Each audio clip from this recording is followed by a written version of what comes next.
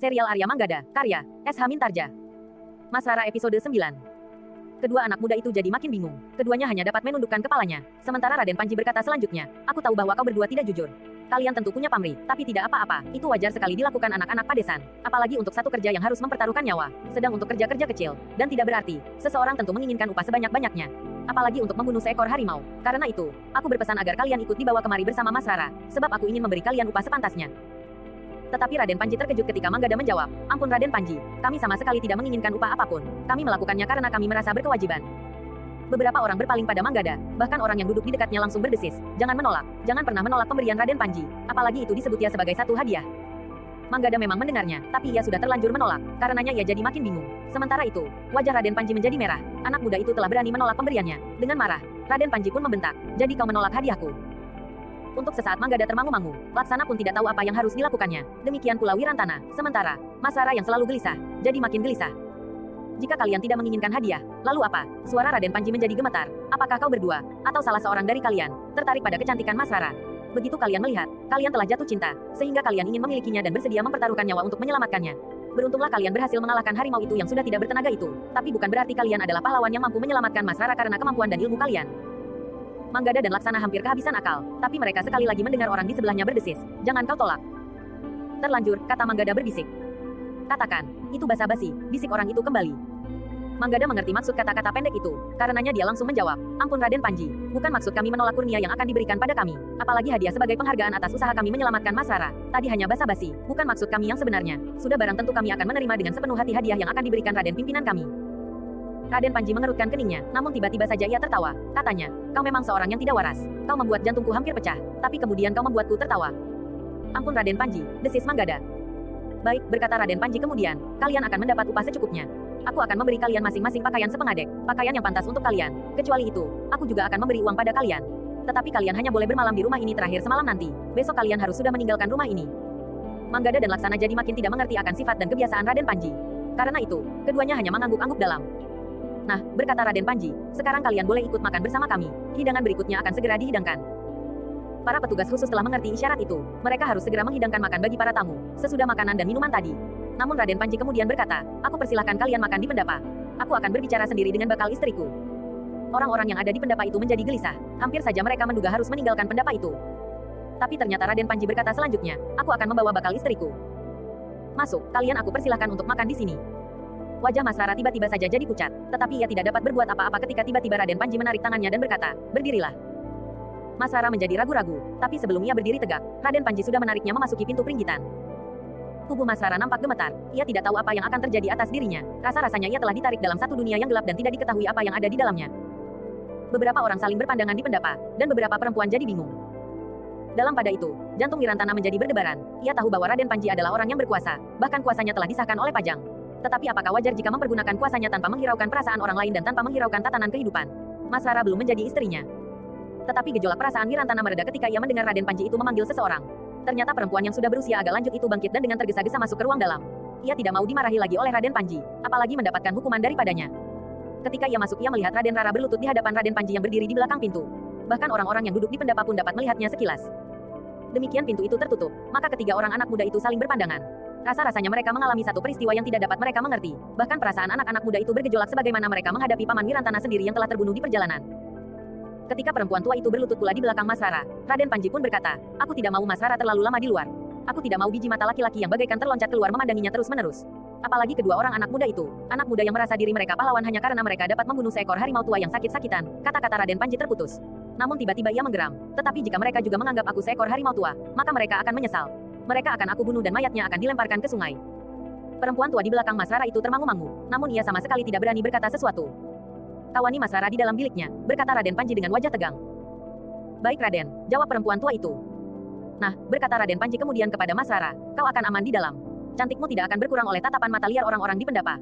Kau akan menjadi istriku, bukan istri mereka. Mas Rara hanya menunduk saja dalam-dalam, tubuhnya masih gemetar. Kenapa kau diam saja? Bertanya Raden Panji. Jawablah, katakan bahwa kau berterima kasih akan sikapku ini.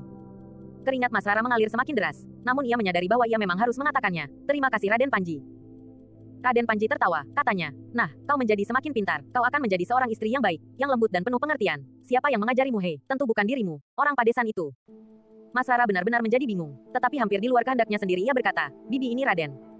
Bagus, bagus. Raden Panji tertawa semakin keras. Suaranya terdengar sampai ke pendapa. Orang-orang yang ada di pendapa memang menjadi berdebar-debar. Mereka tidak tahu apa yang ditertawakan oleh Raden Panji. Sementara itu, Raden Panji pun kemudian berkata kepada perempuan tua itu, kau akan mendapat hadiah pakaian sepengadek, uang dan kedudukan. Perempuan tua itu justru terkejut, namun ia berkata juga, terima kasih Raden Panji. Nah, bawa Mas Rara masuk ke dalam biliknya, peliharalah riasnya dan bahkan kau harus memperbaikinya jika ada yang cacat, berkata Raden Panji. Aku belum puas memandanginya. Setelah pertemuan ini selesai, maka aku akan memandanginya sepuas-puasnya di dalam biliknya, sehingga orang lain tidak akan ikut memandanginya pula. Perempuan tua itu hanya dapat menunduk. Ia sudah beberapa kali melayani perempuan-perempuan muda yang akan diperistri oleh Raden Panji. Namun di antara mereka memang tidak ada yang secantik Mas Rara. Baiklah, berkata Raden Panji kemudian, aku akan kembali menemui orang-orang yang ada di pendapa. Aku akan makan, perutku sudah lapar. Aku sengaja tidak makan, karena aku ingin makan bersama-sama dengan sahabat-sahabatku. Silahkan Raden, desis perempuan tua itu. Tetapi di luar dugaan Raden Panji membentak, bukan kau yang harus mempersilahkan aku, tetapi calon istriku. Oh, perempuan tua itu justru beringsut surut. Hatinya yang mulai kembang itu pun segera berkerut kembali. Mas Rara yang tidak lagi berbuat sesuatu atas landasan hatinya sendiri itu, lalu apa yang sebaiknya ia lakukan? Dari sela-sela bibirnya tiba-tiba terdengar kata-kata, aku persilahkan Raden Panji. Raden Panji tertawa terbahak-bahak sehingga kedua orang perempuan yang sedang berlutut itu terkejut. Ketika Mas Rara kemudian menunduk, ia terkejut sehingga wajahnya menengadah. Ia melihat wajah Raden Panji menunduk, suara tertawanya masih terdengar, sehingga Mas Rara hampir saja beringsut surut. Tetapi ia sempat menahan diri untuk tetap berlutut di tempatnya. Ketika Raden Panji itu menyentuh bahunya, maka terasa tangan itu sangat kasar. Ketika Raden Panji memegang tangannya dan menariknya masuk ke ruang dalam, jantungnya yang berdetak semakin cepat agaknya telah membuatnya tidak sempat memperhatikan telapak tangan Raden Panji. Tetapi ketika ia sempat merasakan sentuhan telapak tangan itu di bahunya, maka rasa-rasanya di telapak tangan Raden Panji itu tumbuh duri. Namun ia tidak menunjukkan perasaannya, bahkan ia tidak sempat menghiraukannya lebih lama, karena Raden Panji itu pun berkata, nah, sekarang tersenyumlah. Aku akan kembali ke pendapa. Mas Rara tahu bahwa ia harus melakukan apa yang diperintahkan oleh Raden Panji. Karena itu, maka Mas Rara pun kemudian telah tersenyum sambil memandang Raden Panji yang sedang membungkuk itu, meskipun hatinya pedih. Mati aku, desis Raden Panji. Sekali lagi ia menepuk bahu Mas Rara, namun kemudian ia pun telah bergeser dan berkata kepada perempuan tua itu, bawa Mas Rara ke biliknya. Jaga agar tetap cantik, sehingga orang tidak akan menyangkanya bahwa aku telah mengambilnya dari padukuhan yang jauh dari kota. Baik Raden, jawab perempuan tua itu. Jika perlu panggil pembantu-pembantumu, berkata Raden Panji pula. Baik Raden, jawab perempuan itu dengan nada yang merendah. Raden Panji pun kemudian telah kembali ke pendapa, sementara makan pun telah terhidang. Demikian Wirantana, Manggada dan Laksana melihat Raden Panji itu keluar, maka jantungnya mulai mengendor. Ia melihat Raden Panji itu tersenyum-senyum sambil memandang orang-orang yang ada di pendapa. Kita akan makan bersama, berkata Raden Panji kepada orang-orang yang ada di pendapa. Meskipun sebelum Raden Panji masuk ke ruang dalam sambil menarik Mas Rara sudah mempersilahkan tamu-tamunya untuk makan, namun orang-orang yang ada di pendapa itu tetap menunggunya. Karena itu, maka ketika Raden Panji kemudian duduk menghadapi mangkuk dan mulai menyendok nasi, maka yang lain pun telah melakukannya. Beberapa saat lamanya, orang-orang di pendapa itu menikmati hidangan. Sebagaimana derajat dan kedudukan Raden Panji, maka hidangan yang disediakan di pendapa itu pun merupakan hidangan yang baik. Wirantana, Manggada dan Laksana telah makan pula bersama orang-orang lain yang ada di pendapa itu. Namun agaknya Raden Panji telah memperhatikan mereka secara khusus. Bahkan tiba-tiba saja Raden Panji itu berkata sambil tertawa, makanlah sebanyak-banyaknya. Kalian tentu jarang sekali menjumpai makan sebaik ini. Biasanya kalian hanya makan kulupan dedaunan, atau barangkali sekali-sekali ikan jika kalian mendapatkannya ketika kalian mengail, atau barangkali sesobek daging ayam jika tetangga-tetangga kalian mengadakan perhelatan. Wajah anak-anak muda itu terasa menjadi panas, tetapi mereka masih saja dibebani oleh berbagai macam pertimbangan sehingga mereka berusaha sejauh mungkin untuk menahan diri meskipun mereka semakin menjadi muak melihat sikap dan tingkah laku Raden Panji. Namun mereka pun melihat para prajurit yang ada di halaman. Nampaknya kekuasaan Raden Panji memang terlalu besar sehingga tidak seorang pun dapat mengendalikannya lagi. Sementara orang-orang di pendapa sedang makan, maka di dalam biliknya Mas Rara tidak dapat menahan diri lagi. Tiba-tiba saja ia telah memeluk orang tua itu sambil menahan tangannya. Namun justru karena itu, maka Mas Rara itu pun telah terisak-isak. Dadanya serasa tersumbat oleh mata air yang ditahannya sekuat-kuatnya. Jangan menangis Mas Rara, berkata orang tua itu dengan nada lembut. Nanti rias wajahmu rusak. Bukankah Raden Panji berpesan, agar rias wajahmu dan pakaianmu tidak boleh rusak? Nanti, setelah pertemuan itu selesai, Raden Panji masih akan memandangimu sampai puas. Tetapi tangis Mas Rara justru menjadi semakin meledak. Hampir saja ia menjerit, namun beruntunglah bahwa ia masih dapat menahannya. Cuk, Nger, jangan menangis. Nanti Raden Panji menjadi salah paham. Kau harus mampu menempatkan dirimu sebagai calon istri seorang besar. Meskipun jika aku jujur, aku seharusnya mengerti. Kenapa kau menangis? Berkata orang tua itu. Mas Rara ternyata dapat mengerti kata-kata itu. Ia mencoba untuk menenangkan hatinya yang bergejolak, sehingga isaknya pun menjadi reda. Ketika di luar orang-orang sibuk makan dan minum, wanita tua yang ada di dalam bilik Mas Rara telah memperbaiki rias wajahnya yang hampir rusak karena air mata. Tapi wanita tua itu dengan cepat telah membuat rias wajah Mas Rara jadi seperti sebelumnya. Demikian pula pakaian dan kelengkapan lain pada Mas Rara. Nah, kau memang cantik, meskipun ada sedikit bekas tangis di matamu. Tapi jika kau tersenyum Raden Panji tidak akan mengetahuinya, berkata wanita tua itu. Mas Rara mengangguk, namun hampir di luar sadarnya ia berkata, apakah istri-istri Raden Panji sebelumnya juga tersiksa seperti aku? Pada umumnya begitu, orang tua itu menarik nafas dalam-dalam. Tapi justru karena itu mereka sempat bertahan untuk menjadi istri Raden Panji barang 1-2 tahun. Sementara itu, ada juga yang tidak peduli dengan keadaan Raden Panji. Ia merasa akan mendapat derajat dan uang yang dapat mereka pergunakan untuk mencari kepuasan jika ia sudah jadi istri Raden Panji. Tapi ternyata perempuan tamak itu menjadi istri Raden Panji tidak lebih dari 3 bulan. Wajah Mas Rara tiba-tiba tampak berbinar. Dengan nada rendah ia berkata, aku akan menempuh cara itu. Perempuan tua itu terkejut. Dengan cemas ia berkata, jangan Mas Rara, jangan. Bukankah orang seperti itu tidak akan mengalami siksaan terlalu lama di sini? Desis Mas Rara. Benar Mas Rara, tetapi beberapa hari setelah ia keluar dari rumah Raden Panji, ia diketemukan mati. Tubuhnya terbaring di halaman belakang rumahnya, berkata perempuan tua itu. Oh, wajah Mas Rara menjadi pucat. Sementara perempuan tua itu berkata lebih lanjut, seorang lagi juga ditemukan meninggal. Justru di rumah Raden Panji, perempuan itu dikembalikan ke rumahnya dalam keadaan tidak bernyawa lagi. Baiklah, desis Mas Rara. Tiba-tiba saja jari perempuan tua itu telah melekat di bibir Mas Rara. Katanya kemudian, di sini dinding dan pintu punya telinga yang dapat mendengar dan punya mulut untuk mengadu. Denting uang, kepingan uang membuat orang-orang di sekitar Raden Panji menjadi gila. Mas Rara menarik nafas dalam-dalam, tetapi kemudian ia bertanya, kenapa perempuan itu dibunuh? Tidak ada yang berani menyebut perempuan itu dibunuh, tetapi perempuan itu mati, jawab perempuan tua itu. Kenapa perempuan itu harus mati? Bertanya Mas Rara. Dibawanya laki-laki yang memang menanganinya ke dalam rumah Raden Panji, di saat Raden Panji bertugas. Laki-laki itu dengan diam-diam datang pada perempuan yang sudah menjadi istri Raden Panji itu, desis perempuan tua itu. Namun ternyata laki-laki itu kemudian ditemukan mati di kedung di luar padukuhan ini, seakan-akan tenggelam. Padahal laki-laki itu terbiasa mandi di kedung tersebut, mencari ikan dan memandikan binatang peliharaannya. Beberapa hari kemudian, perempuan yang sudah jadi istri Raden Panji itu pun telah meninggal pula di rumah Raden Panji. Apakah tidak ada bekas-bekasnya? Mungkin ia dicekik atau ditusuk atau apapun, bertanya Mas Rara. Perempuan itu tiba-tiba menunduk sambil berdesis, tidak. Racun, Mas Rara menebak. Perempuan tua itu mengusap matanya, katanya, tetapi perempuan itu memang bersalah. Ia adalah perempuan yang bersuami. Ia tidak pantas berhubungan dengan laki-laki lain meskipun ada sebab-sebab yang menjadikannya berbuat gila seperti itu. Mas Rara menarik nafas dalam-dalam. Ia justru tidak menangis lagi. Ia sadar bahwa ia benar-benar telah terjebak ke dalam neraka yang mengerikan. Sesaat ia memang menyesali nasibnya, karena secara kebetulan Raden Panji melihatnya dan membawanya ke dalam jebakan yang akan dapat menyiksanya. Namun tiba-tiba saja gejolak yang kurang dimengertinya telah membuat darahnya bagaikan mendidih. Ia memang tidak dapat sekedar menyesali nasibnya, tapi ia berniat untuk berdoa dengan sepenuh hatinya agar ia dibebaskan dari perasaannya yang sedih. Ia ingin mendapat terang di hatinya, apakah ia memang ditakdirkan untuk menjadi budak nafsu Raden Panji, yang ternyata tidak lagi memiliki sifat sebagaimana orang kebanyakan. Sementara itu, di luar, orang-orang masih sibuk menyuapi mulutnya. Beberapa orang tua tidak lagi mampu menampung makanan ke dalam perutnya, tapi mereka masih juga mengepal-ngepal nasi di mangkuknya karena Raden Panji belum selesai makan. Wirantana, Manggada dan Laksana mendengar orang di sebelahnya berbisik, makanlah sampai Raden Panji selesai. Makan atau pura-pura makan. Satu permainan yang gila, geram Wirantana di dalam hatinya. Namun dengan demikian, ia jadi cemas bahwa adiknya akan mengalami kesulitan besar dalam hidupnya nanti. Ia harus melakukan sebagaimana Raden Panji melakukannya dan tidak akan berhenti sebelum Raden Panji sendiri berhenti.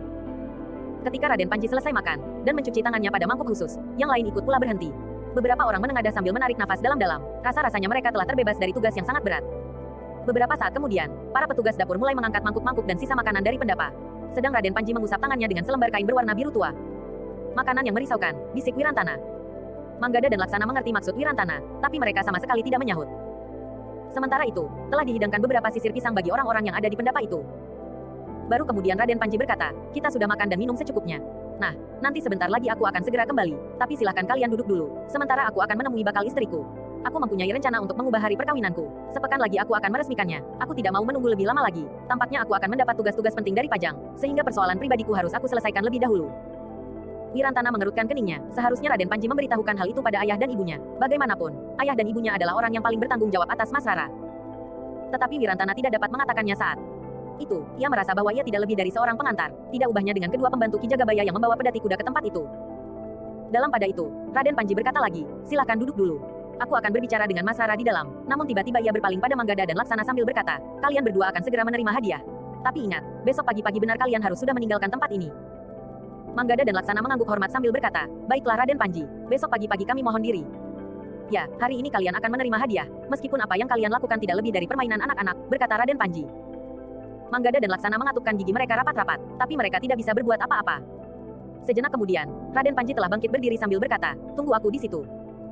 Ketika Raden Panji masuk, beberapa orang menarik nafas dalam-dalam, tapi tidak seorang pun berani bangkit dan meninggalkan tempatnya.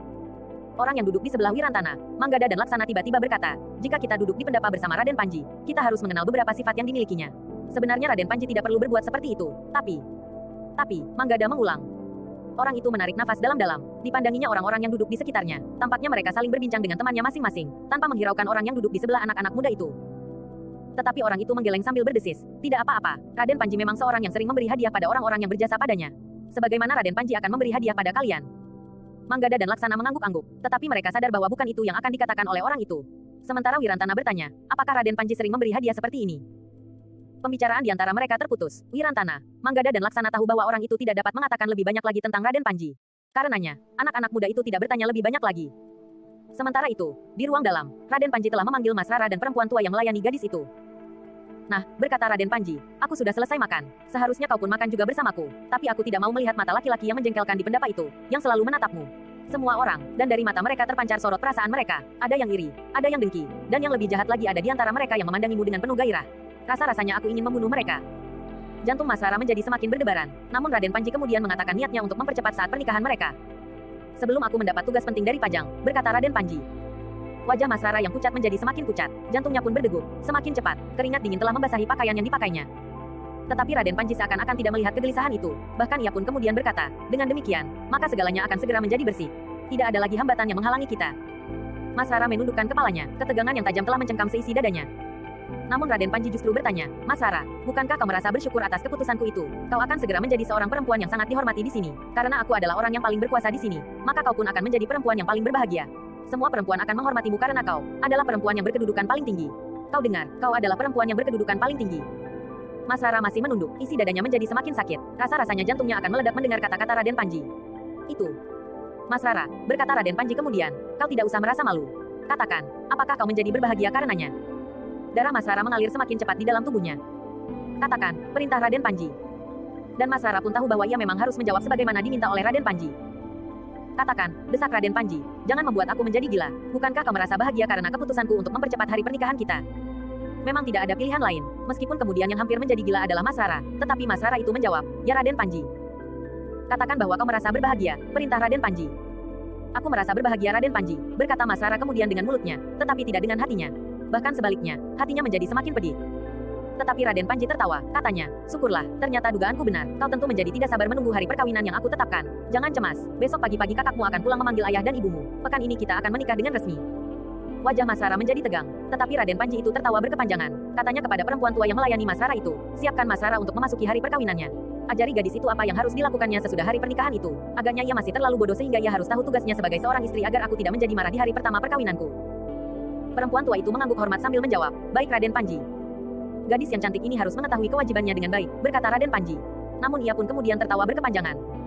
Ketika kemudian Raden Panji berdiri dan melangkah ke pintu, perempuan tua itu bertanya, ampun Raden Panji, apakah pakaian pengantin bagi Mas Rara harus dipersiapkan yang baru, atau memakai pakaian pengantin yang sudah ada?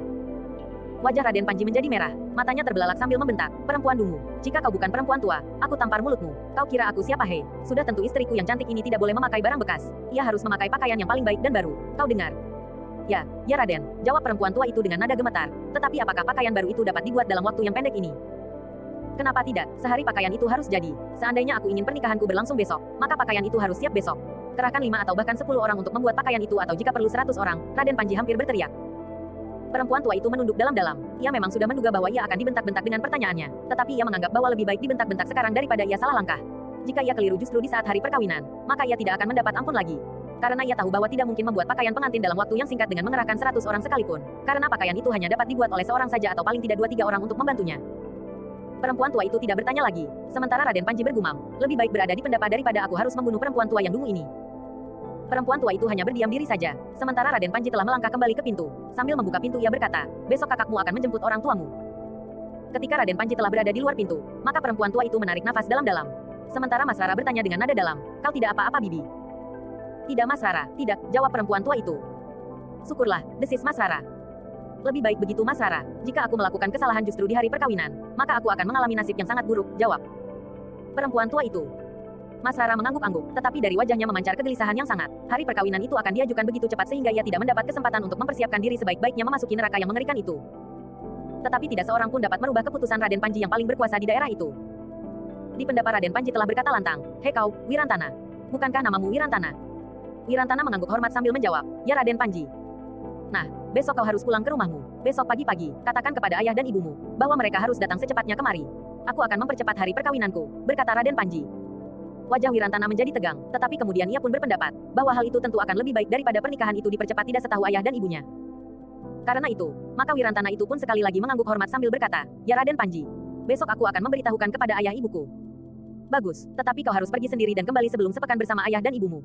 Kedua orang anak yang sombong itu tidak perlu kau bawa lagi kemari. Aku tidak mengundangnya di hari pernikahanku, berkata Raden Panji.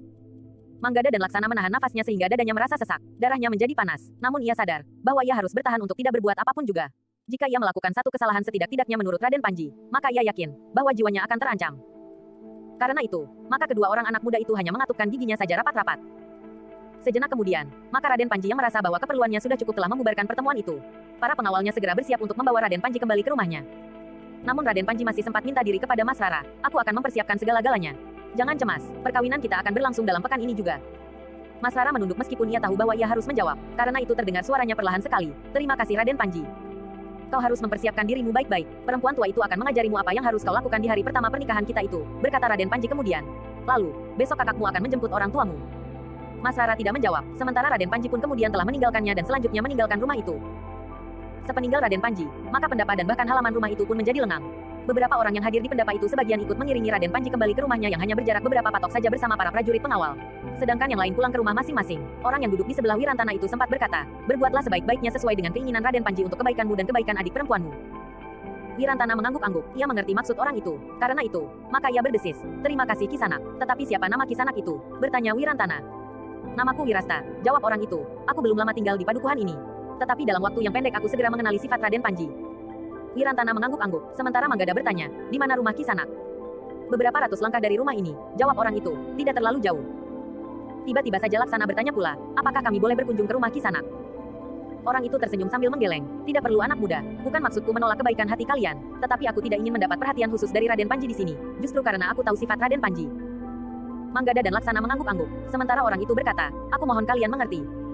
Ya, sahut Manggada, apalagi kami. Berdua, nampaknya Raden Panji tidak senang melihat kehadiran kami, meskipun kami datang atas undangan Raden Panji itu. Orang itu mengangguk-angguk, namun ia pun kemudian melangkah sambil berdesis, aku minta diri. Orang itu pun kemudian telah meninggalkan halaman rumah itu tanpa berpaling lagi. Nampaknya ia benar-benar tidak ingin menarik perhatian Raden Panji dan orang-orangnya. Beberapa saat kemudian, maka rumah itu menjadi lengang, meskipun masih ada 1-2 orang prajurit yang nampaknya mendapat tugas untuk berjaga-jaga, tetapi tidak ada lagi orang yang hilir mudik di halaman. 1-2 orang pelayan masih membenahi pendapa yang telah kosong. Wirantana, Manggada dan Laksana pun kemudian telah pergi ke tempat kedua orang yang melayani kereta berkuda yang mereka pinjam dari Ki Jagabaya. Besok kita pulang, berkata Wirantana kepada mereka berdua. Baiklah, jawab seorang di antara mereka, rasa-rasanya aku sudah lama meninggalkan anak istriku. Wirantana tersenyum, namun katanya, tetapi sehari kemudian kita akan kembali kemari. Aku akan menghadap Ki Jagabaya untuk memohon agar aku diperkenankan meminjam pedati itu lagi. Untuk apa? Bertanya orang itu. Aku harus membawa ayah dan ibuku kemari sebelum sepekan, jawab Wirantana.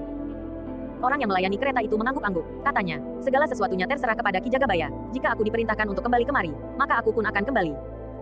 Terima kasih, jawab Wirantana. Kita dapat mempersiapkan diri sejak sekarang. Ketika Wirantana, Manggada dan Laksana kembali ke gandok yang disediakan bagi mereka, maka kedua orang itu pun telah mulai membenahi kereta mereka. Besok pagi-pagi sekali kereta itu akan menempuh lagi perjalanan panjang kembali ke Muter. Sedangkan sehari kemudian, mereka akan kembali lagi ke padukuhan itu. Di biliknya, Manggada berdesis, besok kita akan berpisah. Begitu cepatnya perpisahan itu terjadi, sebenarnya aku ingin kalian hadir saat adikku menikah sepekan lagi, desis Wiratana. Manggada menggeleng, katanya, tidak mungkin. Sementara Laksana menyambung, kau dengar, bahwa Raden Panji telah mengusir kami. Ya, aku tidak mengerti kenapa Raden Panji telah berbuat sedemikian kasarnya, gumam Wirantana, seharusnya ia berterima kasih kepada kalian. Namun Manggada sempat juga bergurau, Raden Panji menjadi cemburu, bukankah aku atau Laksana jauh lebih muda dan tampan dari Raden Panji itu? Wirantana yang wajahnya tegang itu sempat juga tersenyum, namun Laksana menyahut, tetapi Mas Rara tentu akan memilih orang lain jika ia mendapat kesempatan. Bukan Raden Panji tetapi juga bukan salah seorang di antara kami berdua. Wirantana sempat tertawa pendek, katanya, untunglah kesempatan untuk memilih itu tidak ada pada Mas Rara. Laksana menarik nafas dalam-dalam, namun ia tidak berkata apapun. Ketiganya berhenti bergurau ketika mereka melihat seseorang datang menemui mereka. Ketiga anak muda itu segera dapat mengenalnya, bahwa orang itu adalah pemimpin prajurit yang menjemput Mas Rara dari Muter kemarin lusa. Ketiga anak muda itu memang menjadi berdebar-debar, tetapi wajah prajurit itu nampak ramah dan tidak berkesan keras. Maaf anak-anak muda, barangkali aku akan mengganggu kalian yang sedang beristirahat, berkata pemimpin prajurit itu. Ah tidak, jawab Wirantana, tetapi ia pun berkata, namun kehadiran Kisanak memang agak mengejutkan. Barangkali ada perintah dari Raden Panji. Aku datang bukan atas nama Raden Panji, jawab perwira itu, lalu katanya, tetapi atas keinginanku sendiri. Oh, Wirantana mengangguk-angguk, terima kasih atas kunjungan Kisanak. Tetapi apakah ada sesuatu yang penting? Tidak anak-anak muda, jawab prajurit itu, aku datang untuk mengucapkan terima kasih. Wirantana termangu-mangu sejenak, berempat mereka pun kemudian duduk di serambi gandok. Aku tidak dapat melupakan bantuan kalian yang justru menentukan anak-anak muda, berkata prajurit itu. Bantuan apa yang telah kami berikan? Bertanya Wirantana. Ketika kami membawa Mas Rara kemari, bukankah kalian telah berbuat sesuatu yang justru berhasil menyelamatkan Mas Rara meskipun harus mengorbankan pamannya? Kalianlah yang pertama-tama melihat sekelompok penjahat yang telah berusaha menjebak kami. Sudah tentu atas perintah Kisanak, jawab prajurit itu. Selanjutnya, kalian pula lah yang telah mengambil Mas Rara dari tangan pamannya yang mencoba melarikannya itu. Hanya satu langkah kecil dari seluruh tugas yang Kisanak lakukan, desis Wirantana. Sementara itu, meskipun Raden Panji juga menyatakan terima kasih kepada kalian, tetapi seakan-akan kedua anak muda yang sebelumnya telah menolong Mas Rara dari tajamnya taring seekor harimau itu telah diusirnya, desis prajurit itu pula. Tidak apa-apa Kisanak, sahut Manggada. Kami tahu bahwa kami memang tidak pantas untuk berada di rumah Raden Panji. Kami pun telah menerima hal ini dengan hati terbuka. Besok pagi-pagi kami berdua akan meninggalkan tempat ini dengan lapang dada, sementara Wirantana akan pulang menjemput kedua orang tuanya. Prajurit itu mengangguk-angguk, katanya, tanpa kalian bertiga, maka aku kira sudah menerima hukuman yang sangat berat karena Mas Rara tentu sudah hilang. Mungkin aku pun akan hilang pula dari percaturan para prajurit di bawah perintah Raden Panji. Ah, tentu tidak, Kisanak tentu dapat mengatasinya, berkata Laksana kemudian. Mungkin saat itu kami dapat mengalahkan para penjahat yang diupah oleh Kiresa itu. Tetapi bukankah kami akan kehilangan Mas Rara yang dilarikan oleh Kiresa, justru karena hal itu di luar perhitungan kami. Setidak-tidaknya kami akan mengira bahwa Kiresa berniat menyelamatkan kemenakannya itu, desis pemimpin prajurit yang menjemput Mas Rara itu. Ketiga anak muda itu hanya mengangguk-angguk kecil saja, sedangkan prajurit itu berkata selanjutnya rasa-rasanya sikap Raden Panji tidak adil terhadap kedua orang anak muda ini. Mungkin pada saatnya, sikap yang demikian pula akan dialami oleh Wirantana dan bahkan kedua orang tuanya. Sudahlah, berkata Manggada, lupakan semuanya itu Kisanak. Tetapi prajurit itu berkata terus, bukannya aku tidak melaporkan hal ini kepada Raden Panji. Aku telah melaporkan selengkapnya, aku pun agak terkejut melihat sikapnya itu. Itu adalah ciri seorang yang mempunyai kekuasaan tanpa batas, berkata Wirantana hampir di luar sadarnya. Prajurit itu mengangguk-angguk, katanya, aku mengenal sifat Raden Panji dengan baik, tetapi semakin lama, kami para prajurit bukannya semakin memahami sifat dan wataknya, tetapi justru sebaliknya. Kami menjadi semakin tidak mengerti. Jika Raden Panji itu menikah sepekan lagi, mudah-mudahan peristiwa itu akan dapat merubah sikapnya, berkata Wirantana. Tetapi ketahuilah anak-anak muda, Raden Panji bukannya baru akan menikah untuk pertama kali, desis prajurit itu. Wirantana mengangguk-angguk, ia mengerti maksud prajurit itu. Pernikahan yang telah dilakukan Raden Panji berulang kali, sama sekali tidak merubah sifat dan wataknya. Anak-anak muda, berkata prajurit itu, aku tidak dapat berbuat lain kecuali sekedar mengucapkan terima kasih. Tetapi apa yang telah kalian lakukan waktu itu, benar-benar telah menyelamatkan nyawaku.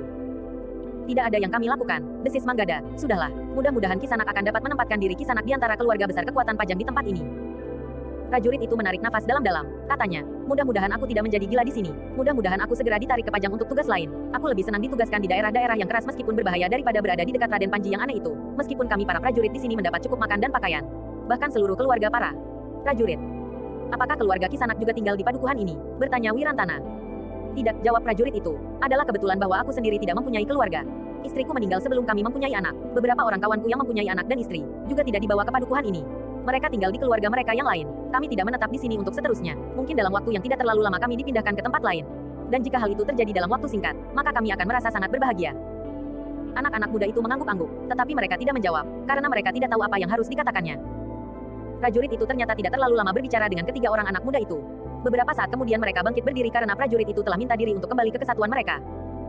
Prajurit-prajuritku mendapat tugas untuk menjaga tawanan, berkata pemimpin prajurit yang menjemput Mas Rara itu. Demikianlah maka sejenak kemudian prajurit itu pun telah meninggalkan ketiga orang anak muda yang termangu-mangu. Ketika prajurit itu sampai ke Regol maka Wirantana pun berdesis. Ternyata prajurit itu juga mengalami tekanan perasaan selama ia berada di sini.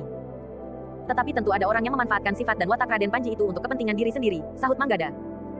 Ya, gumam Laksana, justru orang-orang yang demikian itulah orang-orang yang berbahaya.